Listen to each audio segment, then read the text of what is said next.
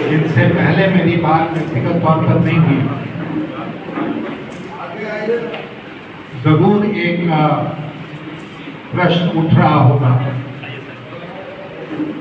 कि अटल विचार मंच की आवश्यकता क्यों हमारे बहुत सारे साथी जिनसे पहले चर्चा हो चुकी है, जो आज यहाँ मौजूद हैं,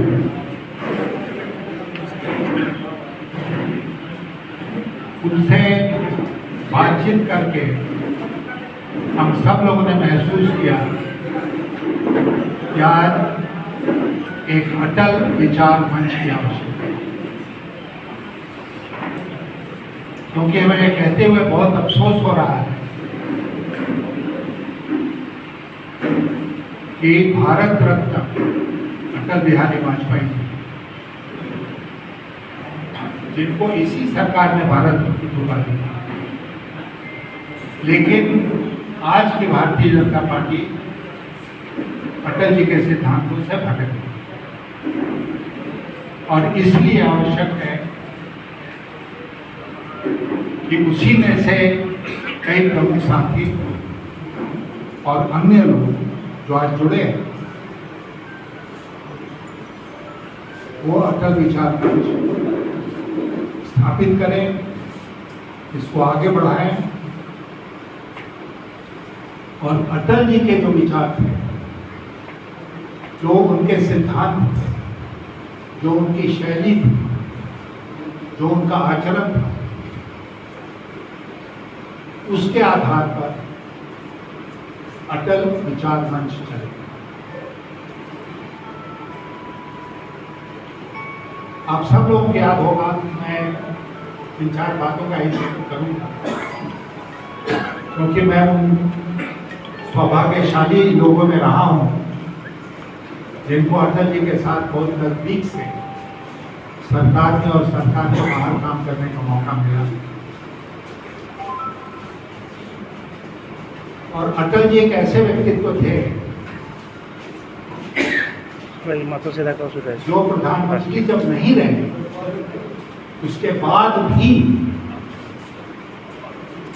उनकी वही प्रतिष्ठा थी जब वो प्रधानमंत्री थे। और मैं क्यों ये बात कह रहा हूँ, इसलिए कह रहा हूँ कि 2004 में जब उनकी सरकार चली गई, उसके बाद से जब तक वो स्वस्थ रहे, तब तक विदेशों से कोई भी मेहमान आता था वो अटल जी से जरूर मिलता, और जब अटल जी से मिलने के लिए आता था तो अटल जी की तरफ से मुझे निमंत्रण आता था कि आप भी उस बैठक में शामिल होइए। और मैं जाता था, मैं देखता था कि किस आदर की दृष्टि से वो विदेशी मेहमान आज भी अटल जी से मिलते हैं।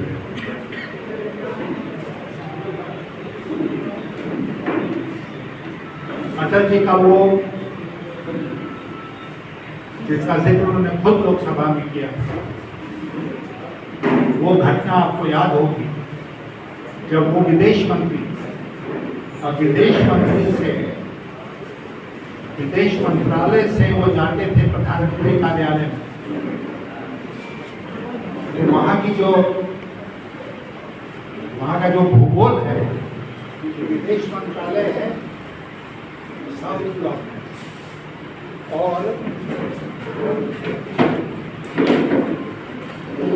उसी से सटे हुए प्रधानमंत्री कार्यालय। तो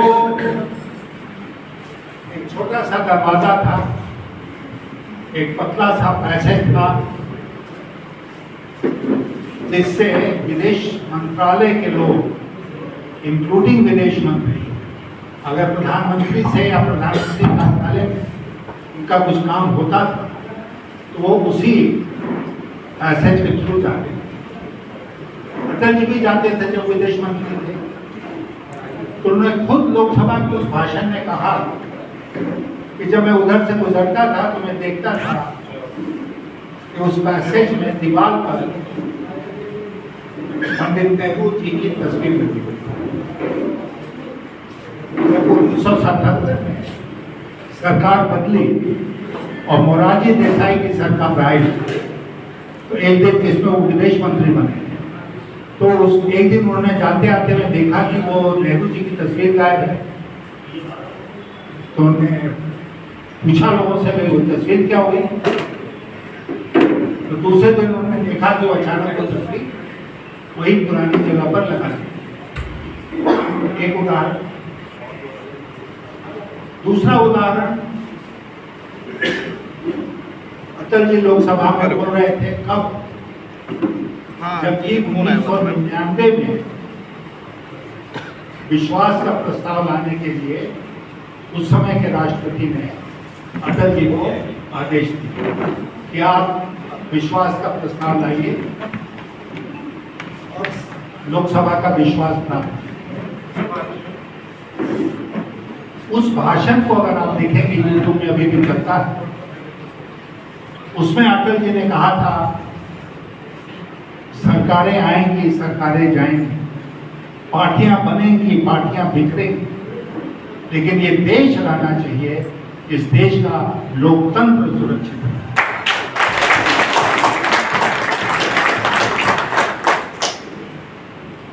तीसरा उदाहरण, वो जो विश्वास मत था, आप जानते हैं एक वोट से हार गई थी सरकार, एक ही वोट से हार गई। और दुनिया के इतिहास में मैं नहीं मानता हूं लोकतांत्रिक इतिहास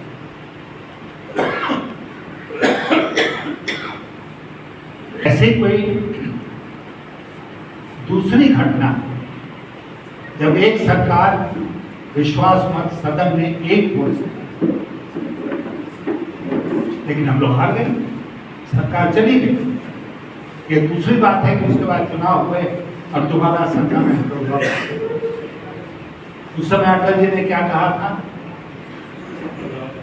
मंडी सजी हुई थी, मंडी में माल भी था, माल बिकाऊ भी था, लेकिन हमने खरीदना उचित नहीं समझा।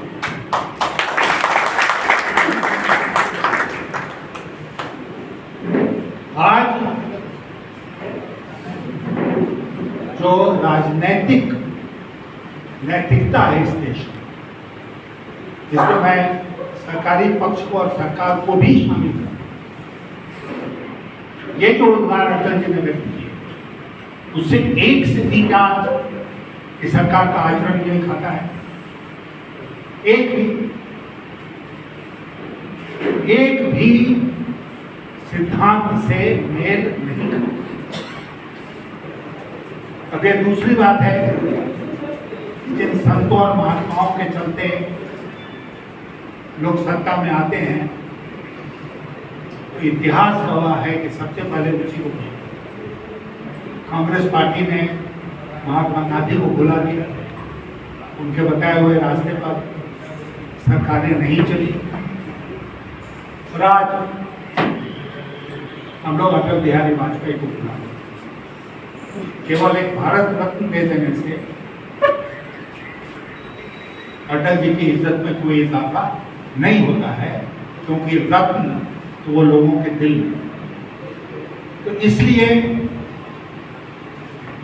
हम लोगों ने ये सोचा, इसके पहले प्रमुख साथियों के साथ मैं बैठा था, तो सबकी राय बनी कि एक अटल विचार मंच के नाम से हम लोग संगठन करें। फिर और कुछ चर्चा हमने की लोगों से, और सब लोग सहमत हुए कि हाँ, अटल जी के नाम से एक संस्था बनाई जाए जिसका नाम अटल विचार मंच है। अब ये संस्था कैसी, मुझे कहने में कोई दिक्कत नहीं है कि ये राजनैतिक संस्था, ये कोई चैरिटेबल ट्रस्ट नहीं है, ये एक राजनैतिक संस्था है, एक राजनैतिक पार्टी है जिसका आज हम लोग निर्माण करेंगे।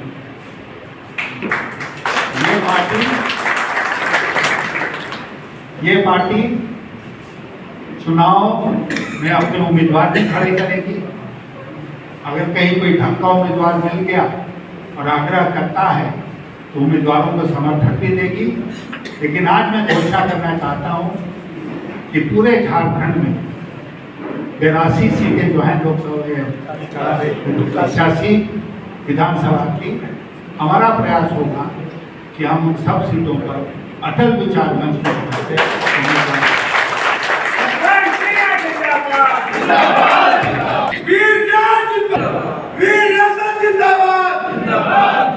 आज हमारे प्रधानमंत्री जमशेदपुर आए थे। अब यहाँ आने के पहले मैं उनका भाषण सुन रहा था टीवी पर। उनका वाक्य क्या था? उन्होंने कहा झारखंड के 3 दुश्मन हैं, झारखंड के 3 दुश्मन, और उसमें नाम लिया उन्होंने जेएमएम, कांग्रेस और राजद। अब जेएमएम, कांग्रेस, राजद से हमको कोई लेना देना, वो अपना बचाव खुद कर लेंगे। लेकिन मैं आपका ध्यान आकृष्ट करना चाहता हूं दुश्मन से। प्रधानमंत्री ने कहा कि 3 झारखंड के दुश्मन, झारखंड के दुश्मन यानी कि झारखंड हित के दुश्मन, इंटरेस्ट के दुश्मन, और बचाएगा कौन इन दुश्मनों से? भारतीय जनता पार्टी। एक तरफ भारतीय जनता पार्टी, एक तरफ ये 3 दुश्मन। क्या इसी दुश्मनी के आधार पर इस देश की लोकशाही चले? क्या जो विपक्ष में होगा हमारे खिलाफ, उसको हम दुश्मन समझेंगे अपना? क्या अटल जी आज जीवित होते तो क्या वो अपने जितने प्रतिद्वंदी हैं, विपक्षी हैं, उनको दुश्मन की संज्ञा देते? यही फर्क है अटल जी में और आज के प्रधानमंत्री में और आज की सरकार। मुझे अनेक ऐसे अवसर याद आते जब अटल जी ने देश की लोकशाही को मजबूत करने के लिए हम लोगों को ऐसे कुछ कदम उठाने के लिए बाध्य किया जो हम लोगों को स्वयं स्वीकार नहीं था। जैसे एक उदाहरण मैं आपको देता हूं, मैं था विदेश में, इराक में अमेरिका ने हमला कर दिया, जंग छिड़ गई। उस समय कांग्रेस पार्टी के जो लोग थे, उन्होंने दोनों सदन लोकसभा राज्यसभा चल रहे थे, उन्होंने लगातार डिसरप्ट करना शुरू किया। इस सदन को नहीं चलने देंगे। क्यों नहीं चलने देंगे? तो उन्होंने कहा कि दोनों सदनों से अमेरिकी जो आक्रमण है उसकी भर्त्सना करते हुए प्रस्ताव पारित, ये उनका डिमांड है। अब मैंने अनेक उदाहरण उन लोगों को बातचीत की है, इस तरह नहीं होता है। सरकार ने जो वक्तव्य दिया है उसको ध्यान से पढ़िए, उसको आप गौर से देखेंगे तो इस प्रकार के प्रस्ताव की कोई आवश्यकता ही नहीं। लेकिन हमारी बात वो सुनने को तैयार नहीं थे और लगातार लोकसभा एक दिन के बाद और राज्यसभा एक के बाद एक स्थगित होती चली। एक दिन अटल जी ने हमको बुलाया, और सुषमा स्वराज जी उस समय पार्टी अफेयर्स मिनिस्टर थी, उनको बुलाया और उन्होंने हमसे कहा, हम लोगों से, कि मुझे मंजूर नहीं है कि सदन नहीं चलना चाहिए।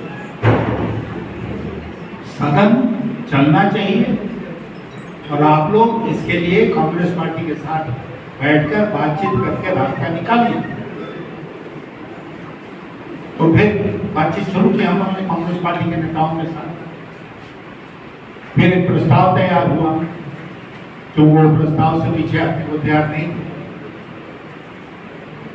तो प्रस्ताव तैयार हुआ, सबकी सहमति बनी सारे दलों की, तो वो प्रस्ताव पारित दोनों से।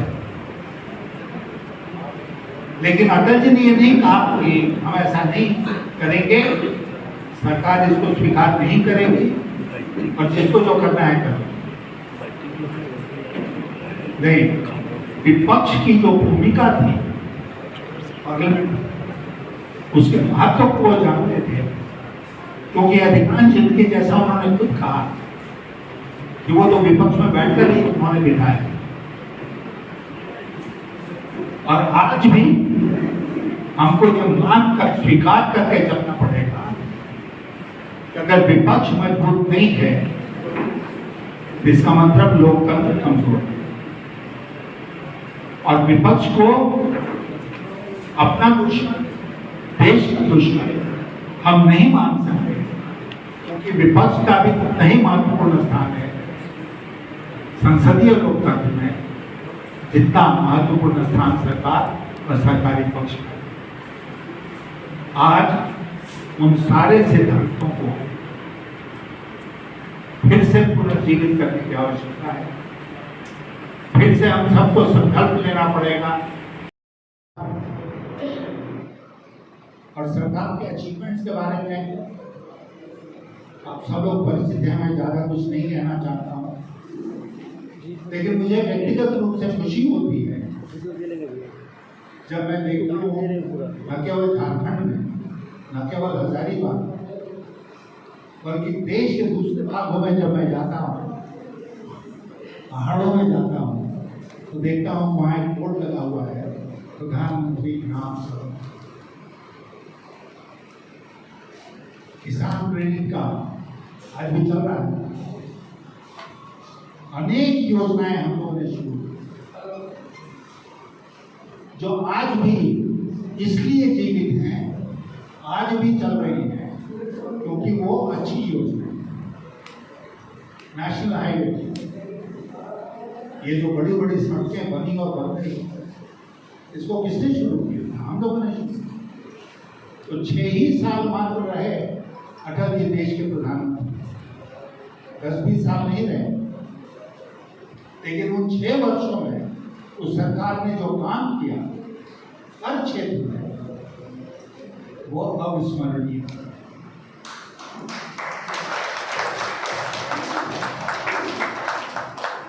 अब 10 साल मोदी जी की सरकार हो गई, 10 साल तीसरे टर्म में है, उसकी शुरुआत हुई है। अमेरिका के संविधान में एक व्यवस्था है, वो व्यवस्था एक तो ये व्यवस्था है कि जो राष्ट्रपति चुना जाएगा वो राष्ट्रपति रहेगा 4 साल, 5 साल नहीं, जैसा इतना है। और दूसरी व्यवस्था जो है वो ये है कि कोई भी व्यक्ति 2 बार से ज़्यादा राष्ट्रपति नहीं रह सकता। बहुत बड़े नेता आप हैं, रूजवेल्ट हैं, ओबामा हैं, केनेडी हैं, कोई भी है, 2 बार से ज़्यादा है। और 2 बार का मतलब वो 8 साल। अमेरिका के संविधान में ये व्यवस्था क्यों रखी गई 8 साल की? इसलिए रखी गई कि कोई अगर कुछ भलाई करना चाहता है तो उसके लिए 8 साल का वक्त काफी है। हमारे यहाँ व्यवस्था है 10 साल, 5 साल, 10 साल हुआ, 10 के बाद 15वां साल शुरू हुआ। अब तक पढ़ाई करते रहेगा लोग, अब लोग पढ़ाईमान कर रहे हैं।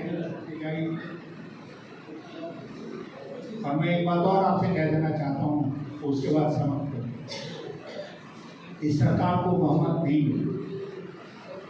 लोकसभा चुनाव में ये 240 पर अटक गया, बहुमत नहीं मिला, बहुमत 272 का मिला है। लेकिन 2 बैसाखी मिल गई, एक बिहार से और एक आंध्र प्रदेश, और उस बैसाखी के बाद सहारे ये सरकार टिकी हुई है। अब जम्मू और कश्मीर में विधानसभा के चुनाव हो रहे हैं, हरियाणा में विधानसभा, झारखंड और महाराष्ट्र में इसके बाद विधानसभा के चुनाव। फिर उसके बाद बिहार में होंगे और कई प्रदेशों में चुनाव होते जाएंगे। मैं आपके सामने एक तर्क रखना चाहता हूँ कि हरियाणा का चुनाव, जम्मू और कश्मीर का चुनाव अगर भारतीय जनता पार्टी हार जाती तो देश में क्या संदेश जाएगा, और उसके बाद महाराष्ट्र का और झारखंड का चुनाव होगा। अगर ये दो चुनाव भी हार जाती है तो देश में क्या संदेश जाएगा। फिर उत्तर प्रदेश में 10 विधानसभा की सीटों का उपचुनाव है। उसके बाद फिर और कई प्रदेशों में, सूबों में चुनाव होंगे। अगर एक के बाद एक भारतीय जनता पार्टी चुनाव हारती जाती है प्रदेशों में, तो भारत सरकार के ऊपर तो एक सवालिया निशान लगेगा। मेरे जैसे व्यक्ति का मानना है, मैंने इसको कई टेलीविजन इंटरव्यू पर में भी कहा है कि 5 साल चलने वाली सरकार नहीं, ये सरकार जो है ये 5 साल पूरा नहीं करेगी। ये सरकार 5 साल के अंदर अंदर ही धाराशायी हो और फिर से लोकसभा का चुनाव होगा, जिसमें फाइनली इस सरकार की छुट्टी है। तो हिम्मत बांधे रखना है हमको। कोई ऐसी बात नहीं है जिससे हतोत्साह होने की जरूरत है। कई लोग मुझसे कहते हैं कि इस उम्र में आप शुरू कर रहे हैं। मैं मानता हूं कि उम्र तो एक संख्या, एक नंबर है। मैं उसको नहीं मानता हूं, नहीं मानता हूं। लोग कहते हैं कि आप बूढ़े हो गए, मैं नहीं मानता हूं। बूढ़े हो गए जब तक सरकार, भगवान ने हमको शरीर में शक्ति दी है, ऊर्जा दी है, अब तक ये यशवंत सिन्हा चलता रहेगा, चलता रहेगा। और आज जितने यहाँ पर हमारे प्रमुख साथी आज उपस्थित हुए हैं, उन सबका मैं बहुत हृदय से धन्यवाद देना चाहता हूँ। तो आप लोग आए, मौसम अच्छा नहीं है लेकिन आप लोग आए, मौसम को झेलते हुए आए हैं। राजनीतिक मौसम भी अच्छा नहीं है, उसको भी झेलते हुए, लेकिन आने वाले दिनों में ये मौसम भी, प्रकृति का मौसम जो है उसमें भी सुधार होगा और राजनीतिक मौसम में भी सुधार होगा। अटल विचार मंच लगातार आगे बढ़ता रहेगा। यही मैं आपके सामने अपने विचार रखना चाहता था और आप सब साथियों से आते इसके खिलाफ खड़े होइए। आज भारतीय जनता पार्टी के पास हिंदू मुसलमान के अलावा कुछ नहीं, केवल हिंदू। अरे कौन वो असम का चीफ मिनिस्टर,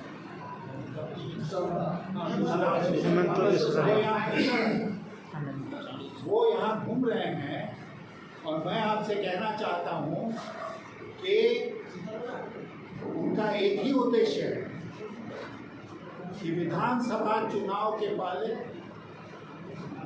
यहाँ एक ऐसा माहौल पैदा करो, एक ऐसा माहौल पैदा करो कि यहाँ पर दंगा फसाद, जिसका लाभ किसको मिलेगा, भारतीय जनता पार्टी। मैं तो यहाँ की सरकार से आग्रह करूँ कि असम के चीफ मिनिस्टर के झारखंड आने पर रोक लगाया जाए और उन्हें ये मियाँ मुसलमान और क्या क्या वक्तव्य दिया है, उसको देखते हुए उनके ऊपर फौजदारी मुकदमा यहाँ के कोर्ट में होना चाहिए। वाह, वेरी बहुत अच्छी खुशी। लेकिन ये मैं आपको कहना चाहता हूँ कि जब कोई बहुत नर्वस हो जाता है, अधीर हो जाता है, विश्वास खो देता है अपने में, तो इसी तरह की हरकत करता है जिस तरह की हरकत आज यहाँ के भारतीय जनता पार्टी के नेता होते हैं। इसलिए हम लोगों को सावधान रहना है। हम सर्वधर्म समभाव में विश्वास रखते हैं। हम हिंदू मुसलमान में विश्वास नहीं रखते हैं, देश को बांटने में, समाज को बांटने में विश्वास नहीं रखते हैं। सबको अटल बिहारी वाजपेयी की तरह साथ लेकर चलने में आप सब